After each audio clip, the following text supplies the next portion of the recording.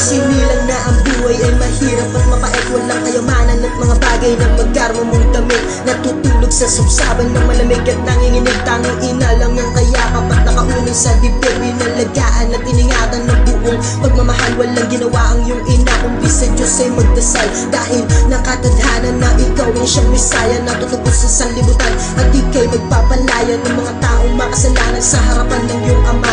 Nalubos sa pagtitimpi na sa galit na nadama. At habang nagkakaedad ka ay nalaman ng lahat ng mga bagay na sinabi ng ama at nagkaugat sa isipan mo ni lahat. At kung gaano ba kabigat ang iyong papasanin ay handa ka na magbuhat. Dahil mahal mo ang mga tao na sa Diyos ay nagkasala. Kayang lakaran ang daan na sinabi ng tadhana. Isa lang ang buhay mo, katumbas ng buhay ko. Ngunit inalay mo sa isang katulad ko. Patawarin mo ako sa mga kasalanan ko.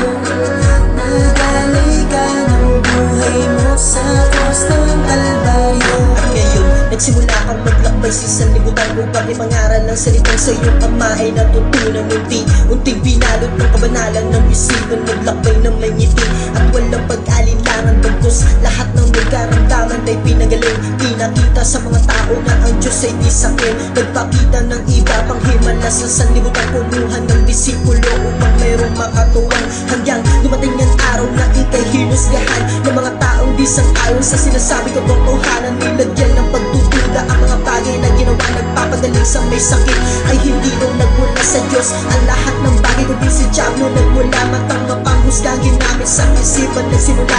Ngunit alam mo na ang mga bagay na mangyayari kang looban na ng ama. Kaya hindi ka na nagsisi. Isa lang ang buhay mo, katumbas ng buhay ko. Ngunit inalay mo sa isang katulad ko. Patawarin mo ako sa mga kasalanan ko. Nagalay ka ng buhay mo sa krus ng Kalbaryo. Dumating ang araw na dinakip ka ng walang kalaban-laban. Binenta sa murang halaga at pinagkaisahan. Ginawang alibing utos sa sinaktan at dinuraan. Ginapos at kinoronahan ang tinig sa iyong bumbunan. At ikaw ang tinanong, hindi sumagot kahit pabulong. Kung ikaw ang anak ng Diyos, bakit di ka magpatulong? Na tinis mo ang lahat kahit kano pa kabigat. Pagkus kalooban ng ama tatanggapin kahit mahirap alang-alang sa iba. Ibibigay mo ang lahat dahil buhay ang siyang kapalit sa kasalanan nag-ugat sa lahat ng mga taong naghusga at nagparatang ng mali sa salita. At ikaw ang siyang gumapang sa buhangin ng alikabok. Katawan mo ang siyang nalubok, sakit at hirap na dinanas at tiniis mo ang kirot. Habang hinahampas ka ng may pasang sa likod, ginawa mo lang para mapatawad. At ikaw ang lumuhod ng pagpapatawad ng ama. Ikaw na ang siyang nagparaya kahit nasuntok at sipa ang tinanggap sa mukha. Katawan mong gutay-gutay ang hinambalang sa daan. Habang inuusig ng mga tao na walang pakialam, tuwang-tuwa pa ang iba. Habang ika'y pinapahirapan, mas gusto nilang gumagapang ka habang sinasaktan. Nang hindi man lang nasabi dun sa iba na tama na, tigil na. Bakit sinasaktan nyo pa? Dugo at pawis ang pumatak para lang sa kapakanan ng ama sa kalangitan. Bakit siya ay pinabayaan? Kalooban na naghari kaya siya ay ginaganan ng Kalbaryo mo sa daan hanggang sa dulo ay pinasan. Mapakita lang ang pagmamahal ng Diyos sa sanlibutan. Tiniis mo ang kirot at lubhang kaparusahan. Ako ang siyang may pagkakasala, patawarin mo ako. Dapat ako ang siyang pinako mo sa krus mo ng Kalbaryo. Isa lang ang buhay mo, katumbas ng buhay ko.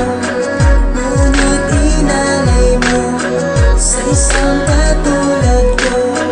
Patawarin mo ako sa mga kasalanan ko. Nagalay ka ng buhay mo sa krus ng Kalbaryo. Isa lang ang buhay mo, katumbas ng buhay ko. Ngunit inalay mo sa isang